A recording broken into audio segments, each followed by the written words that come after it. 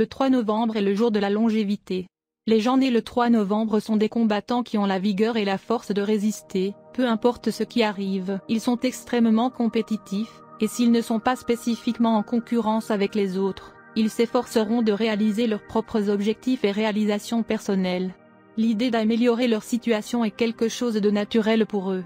Lorsqu'ils sont stressés, ils font preuve de sang-froid, même s'ils ont souvent une réserve explosive que d'autres peuvent ressentir. Un calme mortel les caractérise lorsqu'ils vivent des situations qui ne sont pas trop confortables pour leurs adversaires. Dans l'exécution d'une attaque contre des adversaires, les hommes et les femmes nés ce jour peuvent être tout à fait impitoyables. Les autochtones du 3 novembre savent attendre. Ils n'aiment pas précipiter les choses et, généralement, ils croient que le temps est de leur côté. Ils peuvent laisser les autres penser qu'ils font des retards, mais rester concentrés sur le moment précis dans lequel ils opèrent.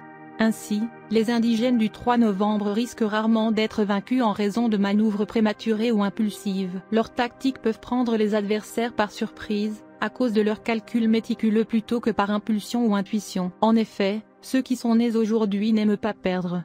Leur colère de gagner dans la vie peut leur coûter cher lorsqu'ils sont confrontés au malheur.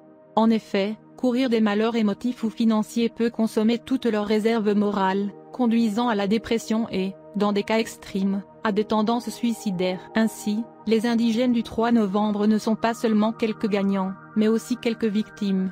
Ils peuvent pénétrer les profondeurs des sentiments, peuvent être calmes et laisser les autres le voir objectivement.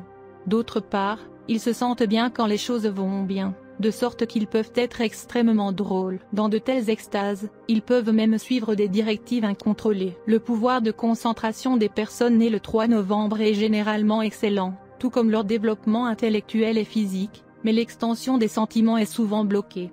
Ils peuvent créer un mur contre quiconque essaie de pénétrer dans leurs pensées et sentiments intérieurs, et même résister à tout examen personnel. Cependant, ils peuvent être très sympathiques et compréhensifs envers les autres, étant toujours prêts à comprendre leurs problèmes. Les natifs du 3 novembre peuvent devenir de mauvais ennemis à cause de cette tactique de combat physique hardcore et de leur style sarcastique. Ils sont tout à fait capables de détruire un adversaire juste par les mots. Les autochtones du 3 novembre doivent apprendre à tempérer leur côté agressif et à exprimer leurs sentiments d'une manière plus détendue et harmonieuse. Pour combattre leur propre intolérance, et apprendre à être plus indulgents, permissifs et ouverts est crucial dans leur développement spirituel et personnel. Vous êtes connu pour être gouverné par le jour numéro 3, si vous êtes né le 3 du mois. Il y a beaucoup de grands auteurs, leaders, ainsi que des artistes nés le 3 novembre, Vincenzo Bellini, André Malraux, Monica Vitti, etc. Vos résultats de numérologie montrent que Jupiter est la planète dirigeante. Jupiter est le gourou des anges et le dieu des cieux. Sous l'influence de Jupiter, les personnes nées le 3 novembre ont une foi solide dans l'altruisme, la connaissance, la sagesse, le sacrifice et le service. Vous appartenez à une catégorie de personnes qui ont fait de grands sacrifices, ont été des chefs célèbres et des patriotes. Mais si, pour quelque raison que ce soit, la force de votre vie s'est affaiblie, vous pouvez vous contenter d'un petit emploi de commis ou de comptable dans une organisation. Vous êtes normalement intelligent, diligent, travailleur et honnête dans vos entreprises. Vous obéissez aux ordres des autres, et vous êtes discipliné et obéissant. Vous attendez des traits similaires de vos subordonnés. Vous êtes dur de l'extérieur, mais doux de l'intérieur.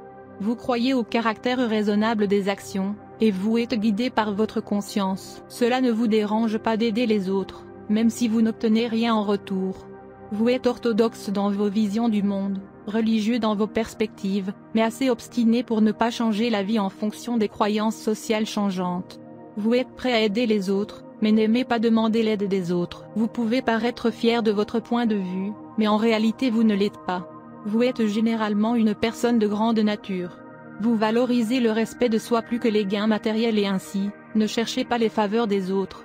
Vous aimez être impliqué dans des œuvres altruistes. Si vous êtes actif dans la politique ou le leadership, vous êtes capable d'atteindre un poste élevé. Tout ce qui vient à vous dans la vie est seulement par le chemin du travail acharné, car vous n'obtenez pas le succès facilement. Vous pouvez grandir dans la vie lentement, vous êtes une âme contestée et heureux de suivre le chemin du travail acharné pour obtenir votre succès.